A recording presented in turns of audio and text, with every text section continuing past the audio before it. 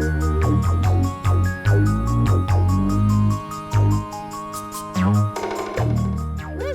aujourd'hui nous vous proposons un nouveau rendez-vous avec ce magazine, l'actu de saison du secteur agricole. Retrouvez-nous tous les trimestres pour les conseils de l'équipe agricole sur le jardinage et les animaux. Partons au potager à l'encontre de Sébastien, responsable agricole de l'Écolotech. Il va nous expliquer ce qu'il est recommandé de faire sur le domaine en ce début de printemps. Suivez-moi.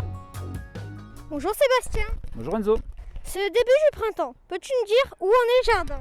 Alors, à l'arrivée du printemps, les températures elles commencent à grimper, les journées commencent à se rallonger, et à l'Écolotech, dans les jardins, on finit de récolter les légumes d'hiver pour faire de la place aux nouveaux semis et aux nouvelles plantations. Quelle est la différence entre semer et planter ? Alors, à chaque fois, quand on sème et quand on plante, il s'agit de mettre quelque chose dans la terre. Donc, lorsqu'on sème, ça vient du mot semence. Les semences, ce sont les graines. Donc, on va mettre une graine dans la terre pour qu'elle puisse germer. Lorsqu'on plante, comme son nom l'indique, on va mettre une plante en terre pour qu'elle puisse s'enraciner et la laisser à sa position définitive. Que faut-il planter en priorité ? Alors, à l'Écolotech, on essaie de se caler sur le calendrier lunaire.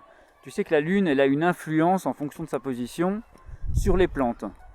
Donc typiquement, là, cette semaine, on peut planter les pommes de terre, on peut également planter les plantes aromatiques ou éventuellement des plantes grimpantes. Intéressant. Pour finir, aurais-tu un petit conseil à nous donner pour préserver la biodiversité ?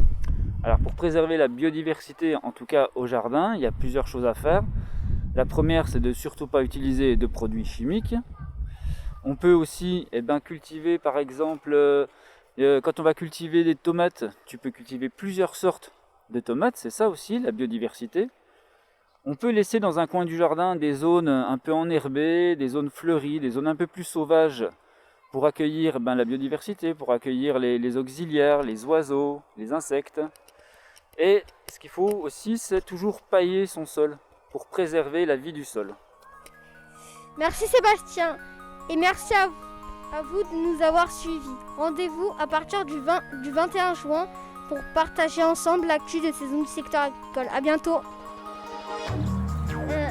Actu de scène 3. Actu du secteur agricole scène 11. Moteur, actu du secteur agricole scène 9. Bon après-midi à tous.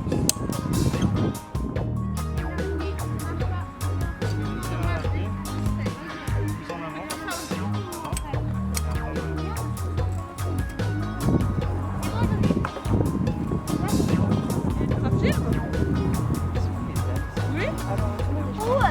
Sauf qu'on